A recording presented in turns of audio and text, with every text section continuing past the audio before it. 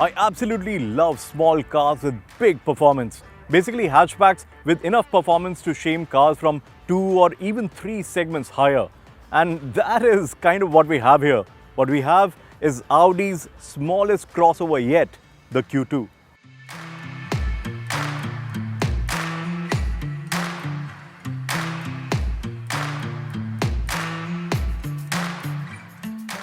Now, the disappointing bit for me is the Q because it represents the SUV range by Audi, and this is really not an SUV by any stretch of imagination. This is a crossover and basically a cross between good hatchback, which it really should have been, and something that it should not have been, which is a pretentious SUV.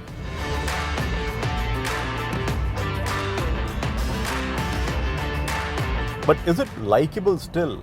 Well, let me clear one thing right at the beginning. I do like the way it looks. Of course, there are some bits that could have been done better, definitely. But overall, the Q2 does not even have to try too hard to catch your eye.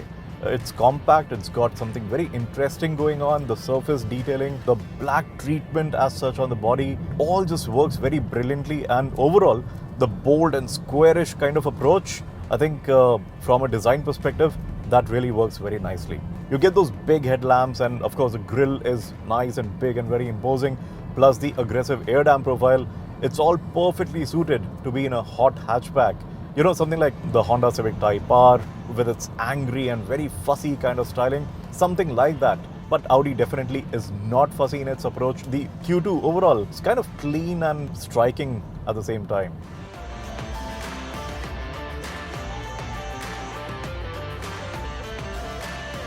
But when I first stood next to it and saw it in flesh, I was kind of left scratching my head because I thought, why does it look so low? It is supposed to be an SUV, as Audi calls it. And it's completely possible for a vehicle to have good ground clearance and yet look a little bit short, and the body itself is not too tall. But that's not the case here because the body shell itself is reasonably tall and there is sufficient amount of headspace that you get. I think it kind of feels a bit odd, the perception of its size from the outside and then the room on the inside. It's just kind of perplexing. Speaking of which, the space is kind of okay. Nothing great, but not bad either, of course. The seats are slightly narrow here. I would have really liked a little bit more shoulder space. Yeah, that would have been a welcome addition.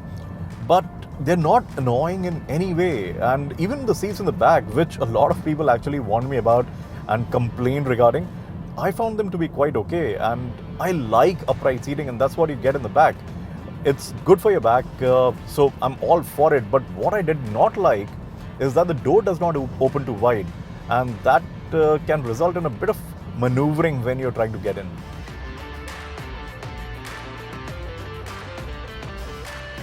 And then is the all crucial question: can you fit 3 people in the back? And the answer simply is no. It's just not going to be a pleasant experience for the person sitting in the middle, especially because of the armrest, of course, and also because of the high tunnel that runs in the middle. I also found that if you sit in the middle, first of all, it's going to be really foul because you're going to be touching the head against the ceiling. But more importantly, your feet are constantly rubbing against the seat rails, and yeah, it's just not a very comfortable place to be.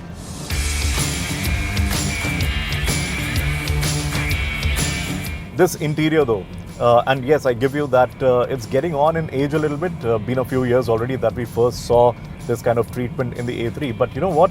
I think it kind of works because in a sea of complex and very gadgety-like interior spaces, I like the simplicity that this one offers.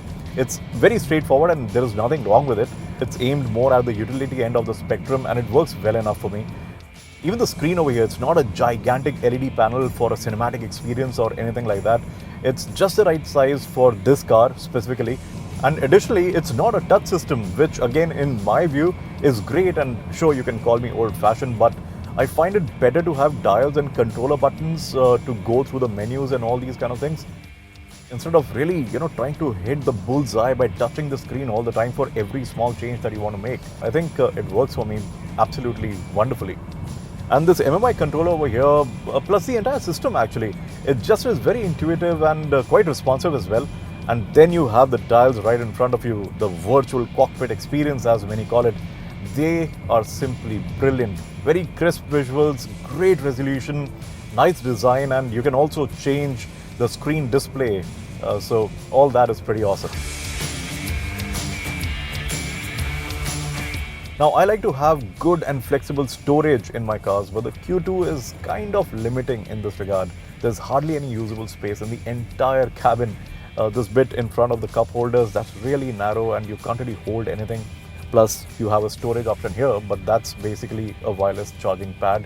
So you keep your smartphone if it has wireless charging capability, and that's about it. Probably you can keep something on top of the phone, but that's everything. That's all the options that you have for storing things in the entire central area. And that's a bit of a bummer because this becomes like a sore point, especially when you're going on long drives or good road trips, fun road trips. You generally want to keep a lot of stuff around you, and that's something that you will have to think about if you have the Q2. Onwards to the way the Q2 drives, and I could say that it drives pretty well and wrap it all up, but there are a couple of things that I definitely want to highlight. When I drove the previous generation Audi TT, the Mark II of the later years, that too, guess it would have been around 2012 or 13, somewhere around that, I had a strange relationship with it because it drove quite nice, but the entire experience was not deeply involving. You know, there are cars that you know are not bad in any way, but they just don't feel right. That TT was that kind of a car. And when I started driving this Q2, I instantly got reminded of that experience because the steering feels eerily similar to the TT of that era. The steering at low speeds or crawl speeds, it really is not overly light like several other steering systems can be by a lot of other manufacturers. It still has that bit of heft, and I really like that. And that TT that I just talked about, that had the same sort of a feeling from the steering. And it's really interesting because it makes you feel that there is some level of conversation that the car wants to have with you. It wants to involve you into the act of driving. And that heft that I just spoke about, it remains all through, even when you gain speeds. But it kind of feels a bit vague. And again, that is quite like the TT.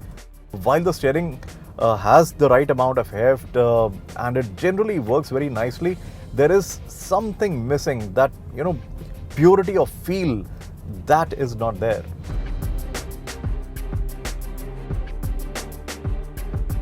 But otherwise, the Q2 kind of loads up very nicely on its suspension when going around bends, and there is no sudden deflection to unsettle the car as such.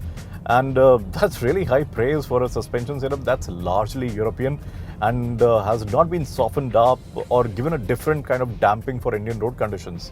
But when you're stretching its legs and go over some expansion joints or crests, that is when it kind of feels slightly undone. And because it is a small car which does not necessarily isolate everything, you get a sense of speed when you're really going at it. So it lacks that big car sophistication, and especially because it is an Audi, you kind of expect that.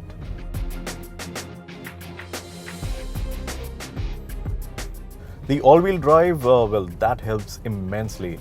It sits on R17s. I think the tires are 215 section, and the grip levels on this car are absolutely crazy. We tried to throw the Q2 into understeer, but it always hooked up to the tarmac beautifully. Perhaps a proper throw around a fast bend will bring out the understeering nature, but then you will have to be, one, at a racetrack or something similar, and two, an absolute idiot to be really doing that. And R17s on this car, I think, are one size too big. 16s would have really helped with the ride quality a lot. But even with R17s, there is this aching gap in the wheel arches, and that just looks a little odd. But then, you know, it's just a small thing, I believe.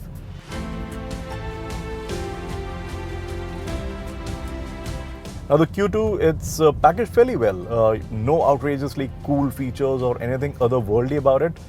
But it has everything that you really want and expect from a car of this kind, especially with this kind of a badge. So you get all your connectivity options, you get a sunroof, then There is fancy illumination, the colors can change, of course.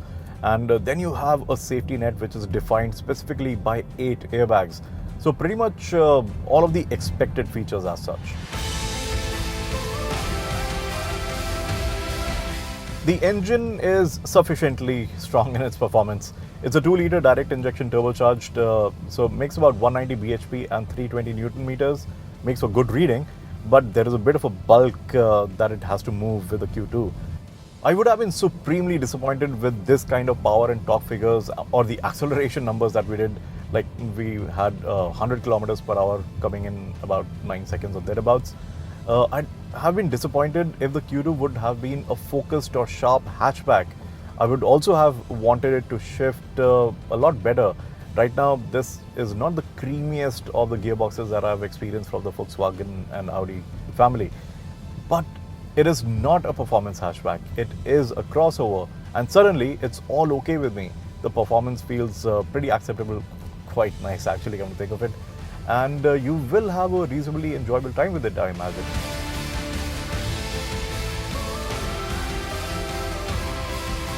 I've driven a new Audi after a really long time, and I was expecting it to be a show of fireworks, but it turned out to be a very different kind of an experience.